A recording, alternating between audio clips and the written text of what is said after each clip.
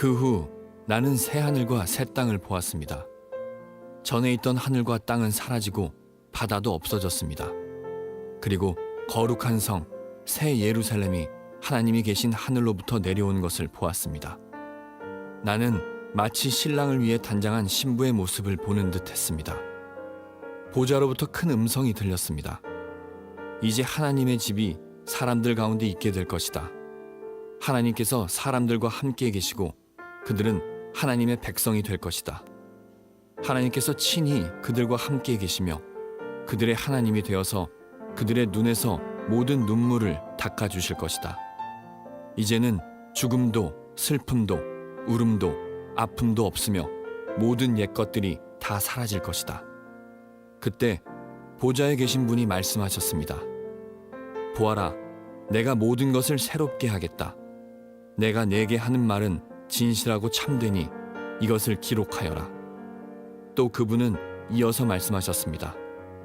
이제 다 이루었다. 나는 알파와 오메가이며 처음과 마지막이다. 내가 목마른 자들에게 생명수 샘물을 거저 주겠다. 승리한 자들은 누구나 다 이것을 유업으로 받을 것이며 나는 그의 하나님이 되고 그는 나의 아들이 될 것이다. 오늘 드디어 천국에 대한 말씀을 나누게 됐습니다. 새하늘과 새 땅, 천국에 대해서 계시록 21장과 22장에 말씀하신 내용을 함께 묵상을 해보겠습니다. 사람들은 마음 가운데 항상 어떤 이상향에 대한 소망이 있습니다. 그리고 그 이상은 어떤 것일까? 병도 없고 아픔도 없고 불평들도 없고 갈등도 없는 그런 이상향을 계속 꿈꾸는 것이죠. 이런 꿈을 누가 제일 먼저 꾸었을까요? 또 누구가 이걸 보긴 했을까요? 배운 적은 있었을까요? 다 없지요. 그럼에도 불구하고 모든 사람 마음 가운데 마치 근본적으로 그런 막연한 소망이 자리 잡고 있는 것을 봅니다. 16세기 토마스 모어라는 사람이 유토피아라는 책을 써서 그런 이상형을 표현하게 됐는데, 이 유토피아라는 말 자체가 없는 곳 또는 좋은 것이라고 하는 이중적인 의미를 가지고 있습니다. 좋은 곳이지만 그런 땅은 없다는 이야기죠. 이렇게 존재하지도 않고 본 적도 없고 배운 적도 없는 이상향에 대한 소망이 사람 마음에 근본적으로 스며들어 있는 것은 혹시 우리에게 뭔가에 대해서 말씀하고 있는 것은 아닐까? 그 막연한 소망, 그 끝이 천국은 아닐까? 또 반대로 우리 안에는 마찬가지로 근본적으로 스며들어 있는 설명할 수 없는 두려움 같은 것도 있습니다. 또 생각해 봅니다. 그 두려움의 끝이 지옥은 아닐까? 성경을 보게 되면 천국과 지옥에 대해서 여러 모양으로 말씀하는데 그 말씀을 읽으면 매우 상징적인 언어이기 때문에 이해가 쉽지 않습니다. 상징적인 언어로 기록될 수밖에 없는 것은 당연히 이해가 되죠. 왜냐하면 우리가 경험한 적도 없고 우리가 사는 세상과는 전혀 다른 차원의 세상에 대한 말씀이기 때문에 우리 물리적인 언어로 설명할 수가 없을 겁니다. 성경에서 천국에 대해서 가장 자세히 말씀하고 있는 본문이 어딘가 묻는다면 오늘 우리가 본문으로 삼는 계시록 21장, 22장, 성경 제일 마지막 장들이죠. 이 내용이 있는데 거기에 천국은 매우 화려한 언어로 그리고 상징적인 언어로 설명을 하고 있습니다. 새하늘과 새 땅, 거룩한 성 새 예루살렘, 황금길, 진주문, 온갖 보석이 박혀있는 성벽, 그리고 성 한가운데 흐르고 있는 수정같이 맑은 생명수의 강 주변에 있는 생명나무들, 그 나무에 매달 맺히는 생명 과일들, 그리고 그 한가운데 있는 하나님과 어린 양의 보좌, 이런 이제 상징적인 언어들로 천국을 설명하고 있습니다. 이를 통하여서 우리는 천국에 대해서 소망하게 되고 꿈꾸게 되고 상상하게 되고 더 나아가서 그런 천국이 오늘 내 삶과는 어떻게 연결되는 것일까 질문도 하고 기도도 하게 됩니다. 성경은 천국에 대해서 여러 언어로 설명을 합니다. 하나님의 나라 또는 천국, 새하늘과 새 땅, 거룩한 성 새 예루살렘, 이런 표현들을 가지고 다양하게 설명을 하는데 이 각각이 표현하고 싶어하는 것은 무엇이었을까? 또 이런 언어들의 무슨 관계가 서로 있는 것일까? 그것도 한번 생각해 봄직합니다. 먼저 하나님의 나라, 킹덤 오브 갓이죠. 이 단어는 무엇을 설명하는 것일까? 누가복음 17장을 보게 되면 어느 날 바리새인들이 예수님에게 하나님의 나라가 언제 임하는 것입니까? 이런 질문을 했습니다. 그때 주님께서 대답하시기를 하나님의 나라는 볼 수 있게 임하는 것이 아니다. 그러므로 여기 있다 저기 있다 말할 수 있는 것이 아니고 하나님의 나라는 너희 안에 있다, 이렇게 말씀을 했습니다. 너희 안에 있다. 너희 안에 있다. 이 헬라어가 의미하는 것은 두 가지로 해석할 수 있는데, 첫 번째는 within you, 그야말로 네 안에, 네 속사람 안에 있다라는 의미이고, 두 번째는 너희들 사이에, 너희가 복수형이거든요. 너희들 사이에 있다, 이렇게 해석할 수도 있습니다. 우선 너희 안에, within you, 너희 안에 있다, 이 말이 의미하는 것은 우리가 예수를 믿을 때 성령께서 우리 가운데 오시면서 하나님의 통치가 우리 인생 가운데 시작이 됩니다. 이렇게 시작된 하나님의 통치, 그 하나님의 통치를 하나님의 나라라고 표현하고 있는 겁니다. 초점은 하나님의 통치에 있습니다. 너희들 가운데 있다, 이 말씀도 똑같습니다. 이 말씀하실 때 예수님은 제자들 사이에 계셨습니다. 예수께서 계시는 공동체, 교회이죠. 믿음의 사람들의 모임이죠. 그 공동체 가운데 하나님의 나라가 임하였다, 이것도 초점은 똑같습니다. 예수께서 공동체 임할 때 그곳에 하나님의 통치가 시작됩니다. 그래서 하나님의 나라는 개인적이든 공동체적이든 땅에 있는 것이든 하늘에 있는 것이든 하나님의 통치가 시작되고 하나님의 통치가 이루어지는 것이 하나님의 나라라고 이야기를 합니다. 초점은 하나님의 통치에 있으니까 굉장히 범위가 넓지요. 그러면 천국은 무엇을 우리에게 의미할까? 킹덤 오브 헤븐, 천국은 조금 초점이 다릅니다. 결국 하나님의 나라나 천국은 궁극적으로 같은 것이지만 하나님의 나라가 통치에 초점이 있어서 굉장히 범위가 넓다면 천국은 그 통치 중에서 마지막 우리가 갈 하늘나라에 있는 하나님의 나라, 그 장소, 그곳을 의미하는 모양으로 많이 사용됩니다.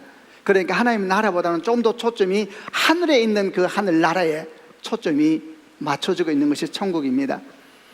하나님의 통치에 초점이 있는 하나님의 나라에 대한 대표적인 말씀이 누가복음 17장에 있는 하나님의 나라는 너희 안에 있다라는 말씀이나 마태복음 18장 20절에 있는 두세 사람이 내 이름으로 모인 것은 나도 그들 중에 있느니라, 이런 말씀이 대표적인 말씀이라면 마침내 갈 하늘나라를 의미하는 천국에 대해서 보여주는 대표적인 말씀은 마태복음 7장 27절에 나더러 주여 주여 하는 자마다 천국에 들어갈 것이 아니라 아버지의 뜻대로 행하는 자라만이 천국에 들어갈 것이다. 이때 천국은 하늘에 있는 그 하나님의 나라를 얘기하는 것이죠.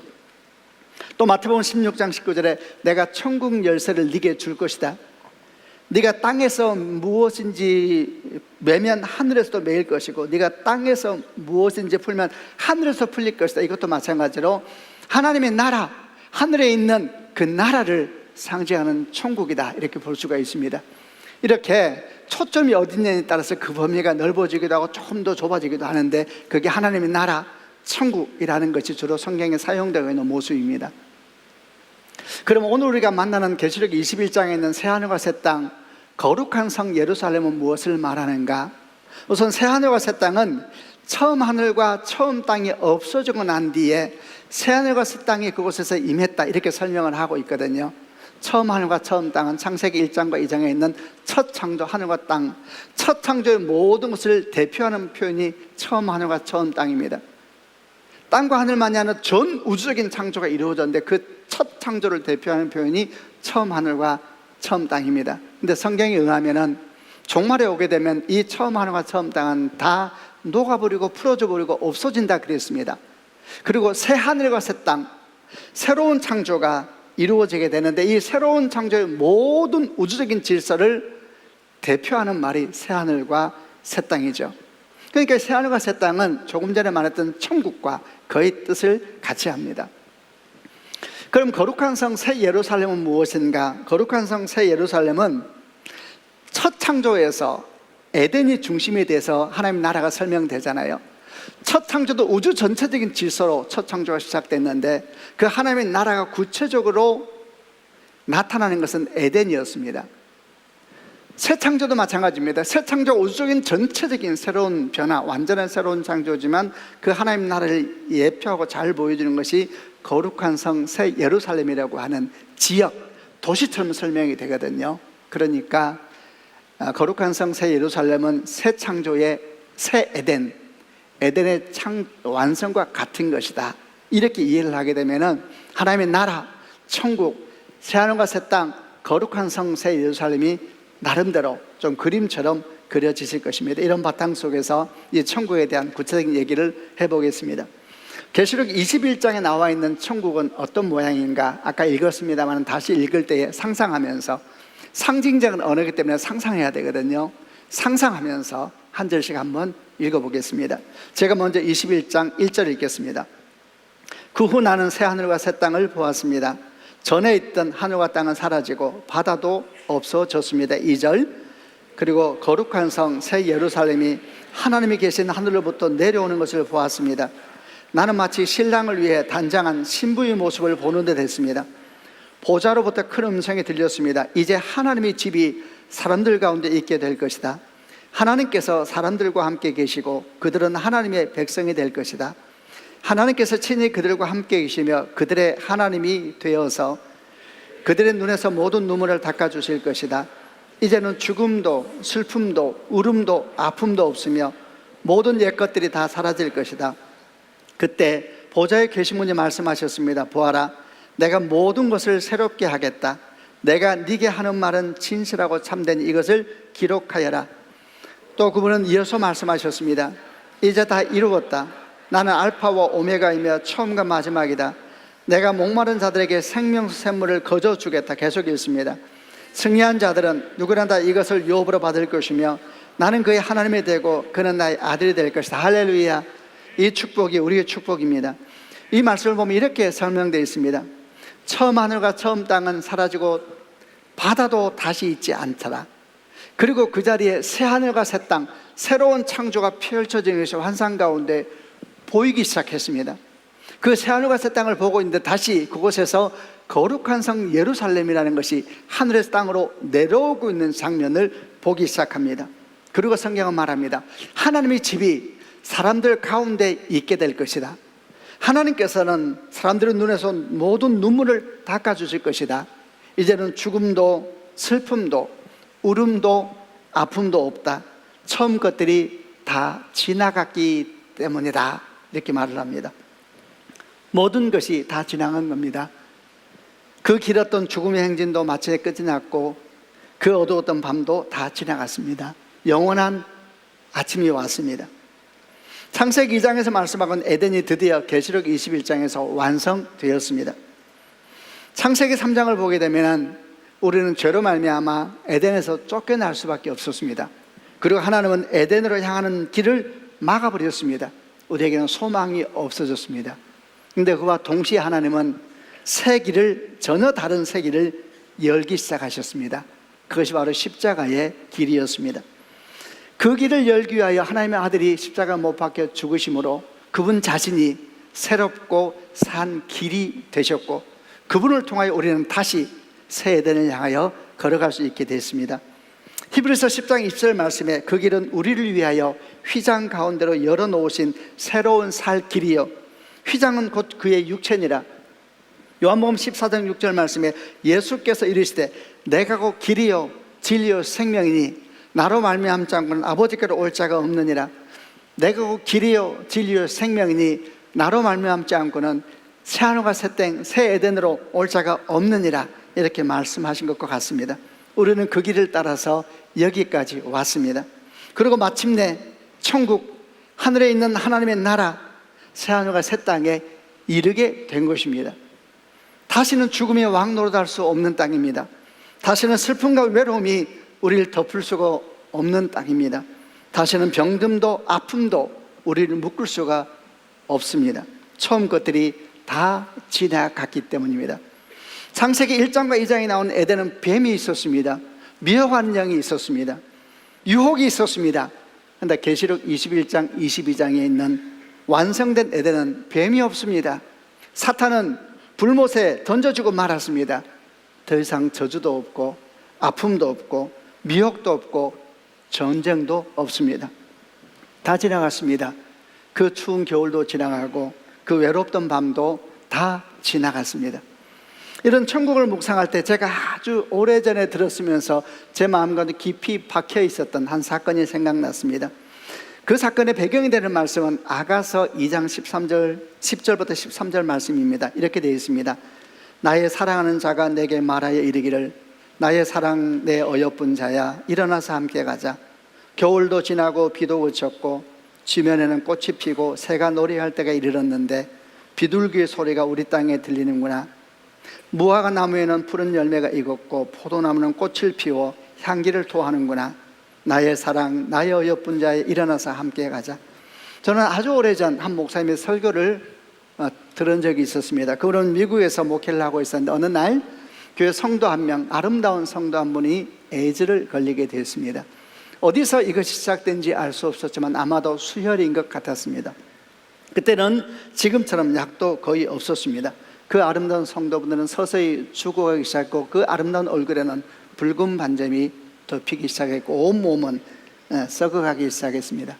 마침내 몸에서 난 냄새로 말미암아 죽어가는 사랑하는 아내 옆에, 사랑하는 딸 옆에 가족들도 서 있을 수가 없는 상태가 되어서 여인은 죽어가고 있었습니다. 그때 이 목사님이 마지막 그 자매에게 신방을 가서 이 아가서 말씀을 옆에서 읽기 시작했습니다. 나의 사랑, 나의 사랑, 나의 어여쁜 자야, 일어나 함께 가자. 겨울도 지나고 비도 그쳤고 지면에는 꽃이 피고 새가 노래할 때가 이르렀구나. 무화과 나무에는 푸른 나무가 익었고 포도나무는 꽃을 피워 향기를 토하는구나. 나의 사랑, 나의 사랑, 나의 어여쁜 자야, 일어나 함께 가자. 주님의 목소리였습니다. 자매의 얼굴에 옅은 미소가 일어나기 시작했고 그 어둡고 냄새나던 그 절망의 얼굴, 그 방에 천국이 열리고 있었습니다. 나의 사랑, 나의 사랑, 나의 어여쁜 자야, 일어나 함께 가자. 그것이 천국인 것입니다. 나의 사랑하는 자의 목소리 듣기 원하네. 나의 사랑, 나의 어여쁜 자야, 바위 틈은 미란 곳에서 듣기 원하네. 부드러운 주님의 음성. 나의 사랑, 나의 사랑, 나의 어여쁜 자야, 일어나 함께 가자. 나의 사랑, 나의 사랑, 나의 어여쁜 자야, 일어나 함께 가자. 나의 사랑, 나의 사랑, 나의 어여쁜 자야, 일어나 함께 가자. 나의 사랑, 나의 사랑, 나의 어여쁜 자야, 일어나 함께 가자. 일어나 함께 가자. 지면에는 꽃이 피고 새가 노래할 때가 이르렀구나. 무화과 나무에는 푸른 열매가 익었고 포도나무는 꽃을 피워 향기를 토하는구나. 나의 사랑, 나의 사랑, 나의 어여쁜 자야, 일어나 함께 가자. 다시는 죽음이 없고 눈물이 없고 어둠도 없고 병든도 없다. 처음 것들이 다 지나갔다. 이런 21장에는 새하늘과 새 땅의 환상은 다시 22장으로 계속 날개를 펴면서 펼쳐지기 시작합니다. 22장 다시 1절부터 5절은 그 새하늘과 새 땅이 어떻게 우리 가운데 임하는지에 대해서 다시 또 이렇게 말씀하기 시작합니다. 제가 먼저 1절을 읽어보겠습니다. 그 천사는 또 내게 생명수가 흐르는 강을 보여주었습니다. 수정같이 맑은 그 강은 하나님과 어린 양의 보좌로부터 흘러나와 2절 그 성의 넓은 거리 한가운데로 흐르고 있었습니다. 강 양쪽에는 생명나무가 있어서 1년에 12번 달마다 새로운 열매를 맺고 있었습니다. 또 그 잎은 모든 사람들을 치료하는 데 사용되었습니다. 하나님께서 죄 있다고 심판하실 것이 그 성에는 없었습니다. 하나님과 어린 양의 보좌가 그곳에 있고 그분의 종들은 다 그분을 섬길 것입니다. 그들은 하나님의 얼굴을 볼 것이며 그들의 이마에는 하나님의 이름이 기록될 것입니다. 그곳에는 밤도 없고 등푸른 햇빛이 필요 없을 것입니다. 주 하나님께서 그들의 빛이 되시고 그들은 거기서 영원히 왕처럼 살 것입니다. 새하늘과 새 땅 한가운데 흐르는 수정같이 맑은 생명수 강을 보여줍니다. 길 양쪽에는 생명나무가 심겨져 있고 그 생명나무에는 시시때때로 매월 새로운 열매들이 맺히고 있었습니다. 창세기 3장에서 우리가 죄를 짓고 난 뒤에 하나님은 선악을 알게 하는 열매를 먹은 아담과 하와가 동산 중앙에 생명나무 열매를 먹을 것이 심히 두려웠습니다. 그들이 오래 사는 게 걱정이 됐습니다. 그래서 그들을 생명나무가 먹지 못하도록 에덴에서 쫓아내고 말았습니다. 성경 어디를 보아도 동산 중앙에는 생명나무를 아담과 하와가 먹었다는 기록은 없습니다. 그러나 새하늘과 새 땅에서는 생명나무가 이곳저곳에 가득 심겨져 있고 열매가 사시사철 맺히기 시작합니다. 정말 그 열매를 먹고 싶습니다. 생명나무 잎사귀는 만국을 치료하는 데 사용되었다 이렇게 말하는데, 이것은 병든 자가 있어서 치료한다는 의미가 아니고 그것에는 병든 자도 아픈 자도 아무도 없다는 말씀입니다. 환절기라 그런지 천국 가시는 분이 많으십니다. 지난 금요일 아침도 토요일 아침도 천국 환송 예배를 드렸습니다. 예배를 준비하고 또 함께 예배를 드리면서 천국을 많이 생각했습니다. 여러분, 천국에는 병원이 없습니다. 기뻐하십시오. 천국에는 간병인이 없습니다. 천국에는 차갑고 외로운 수술대도 없습니다.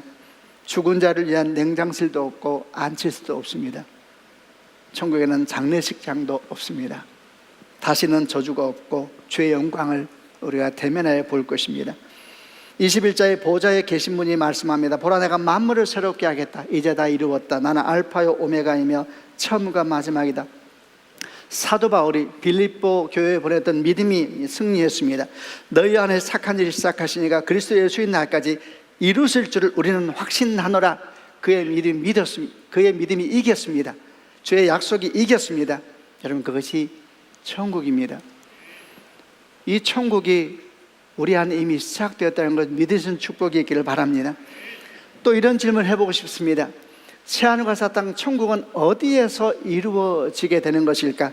우리는 보통 생각하면 새하늘과 새 땅과 천국은 저 높은 하늘에서 이루어질 것이라고 생각을 합니다. 정말 그럴까요? 계시록 21장 1절부터 3절을 보면 이런 말씀이 나옵니다. 처음 하늘과 처음 땅은 다 없어져 버리고 새 하늘과 새 땅이 그들 눈앞에, 사도연 눈앞에 펼쳐지기 시작했습니다. 그러자 저 높은 곳에서 거룩한 성 새 예루살렘이 하늘에서부터 땅으로 내려오는 것이 보였습니다. 그리고 성경은 말하기를 하나님의 집이 사람들 가운데 있게 될 것이다 이렇게 설명을 하고 있습니다. 이 모습을 잘 생각하셔야 됩니다. 여기서 새 하늘과 새 땅, 여기서 쓰이는 새롭다라는 의미로 사용된 헬라어는 뜻을 가지는 것이 본성이나 질적인 의미의 완전한 새로움을 말할 때 사용하는 단어입니다. 그러니까 처음 하늘과 처음 땅이 다 없어지긴 했는데 없어진 것이 아니고 완전히 새로워진 새 하늘과 새 땅이 생기게 된다는 의미입니다. 여전히 그 땅과 그 하늘 같은데 이전과는 본질적으로 완전히 다른 새 하늘과 새 땅이 나타난다는 것입니다. 베드로전서 3장 13절에 이런 말씀이 있습니다. 주의 날이 도둑같이 오리니 그날에는 하늘이 큰 소리로 떠나가고 물질이 뜨거운 불에 풀어지고 땅과 그 중에 있는 모든 것이 드러나리로다. 물질이 뜨거운 불에 풀어진다. 이 풀어진다는 말이 의미하는 것은 해체되고 분해되고 용해된다는 것입니다. 처음 창조의 모든 것은 완전히 분해되고 해체되고 용해돼 버릴 것이고 새 창조가 그곳에서부터 시작될 것이다 이런 말씀인데, 이는 마치 녹슨 새가 용광로에 들어가게 되면서 완전히 분해되고 해체되고 용해돼 버리는 것 같은 것입니다. 그리고 그것에서 완전히 새로운 전혀 다른 쇠가 탄생하는 것과 같습니다. 이 땅이 없어져 버린다는 것이 아니라 완전히 새롭게 되는 것입니다. 지구라는 행성이 없어져 버린다는 개념보다 완전히 새로워지는 것입니다.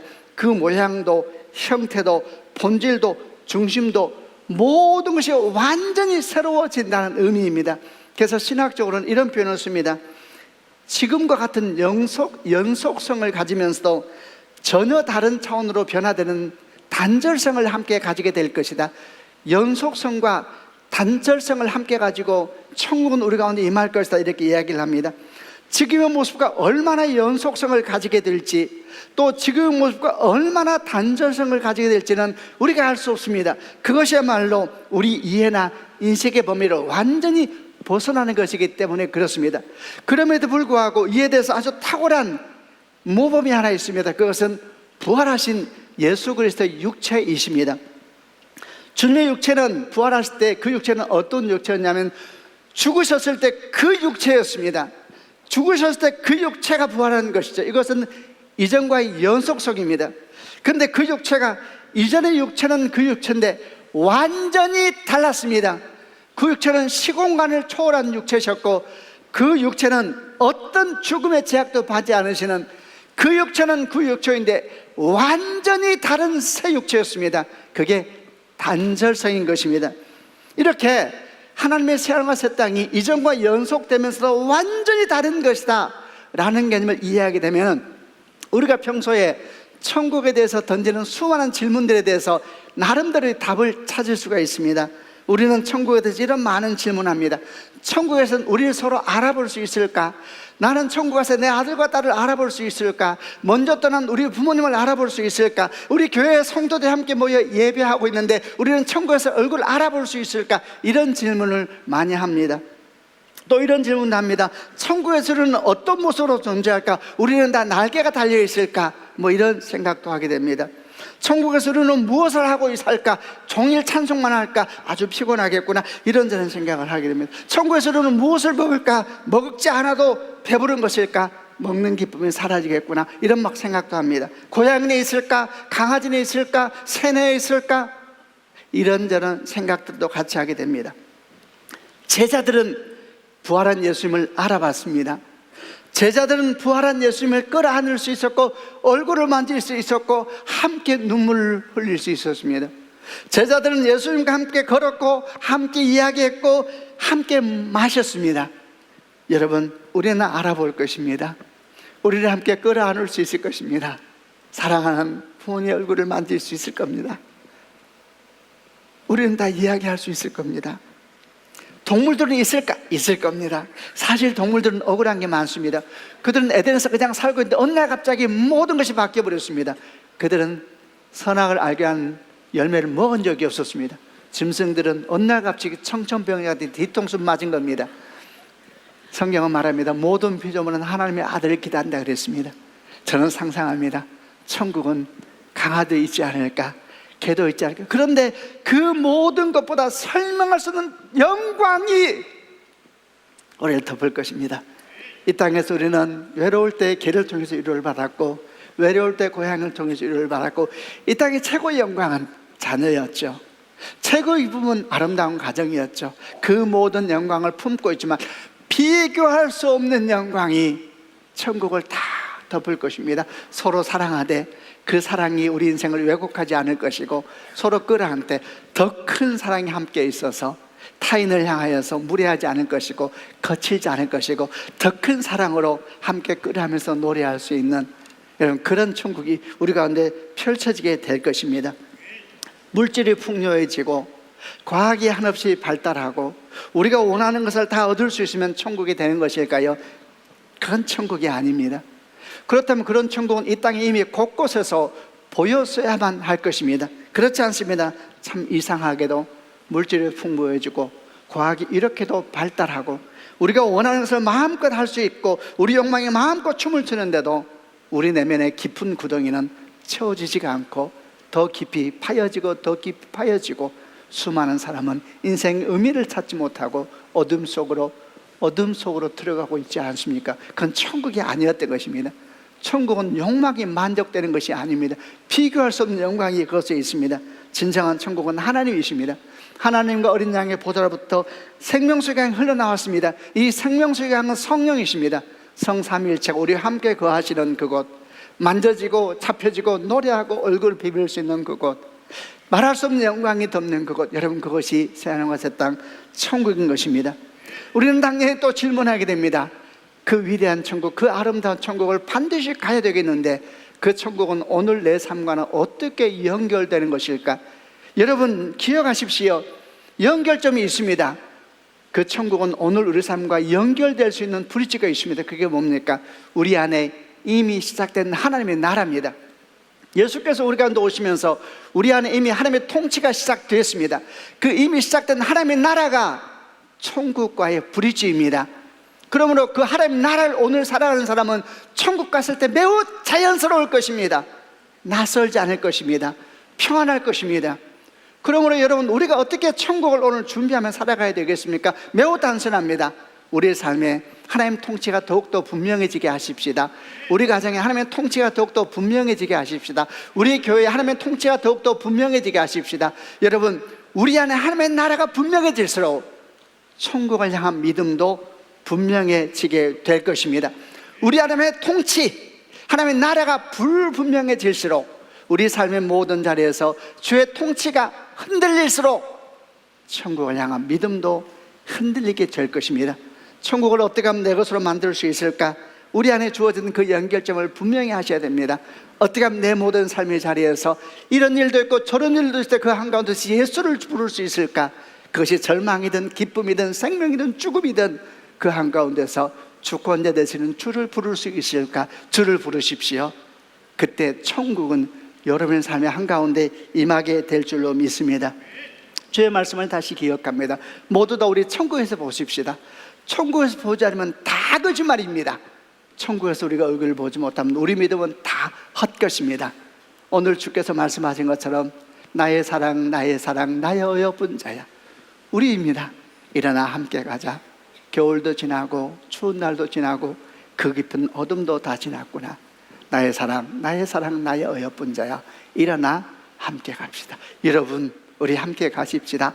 손과 손을 잡고 그 천국을 향하여 우리에게 주어진 삶의 자리에서 그 천국을 경험하면서 매일매일 살아가는 성도가 되시기를 주님의 이름으로 축복합니다. 아멘.